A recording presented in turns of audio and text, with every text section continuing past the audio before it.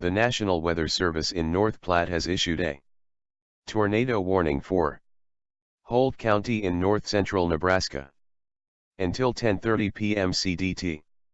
At 9:57 p.m. CDT, a severe thunderstorm capable of producing a tornado was located 11 miles north of Stewart, or 20 miles southwest of Spencer, moving southeast at 30 miles per hour.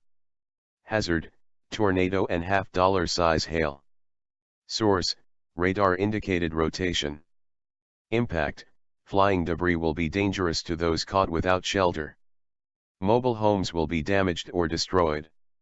Damage to roofs, windows, and vehicles will occur. Tree damage is likely. This tornadic thunderstorm will remain over mainly rural areas of northwestern Holt County. Precautionary/preparedness actions. Take cover now. Move to a basement or an interior room on the lowest floor of a sturdy building. Avoid windows. If you are outdoors, in a mobile home, or in a vehicle, move to the closest substantial shelter. And protect yourself from flying debris. Tornadoes are difficult to see and confirm at night.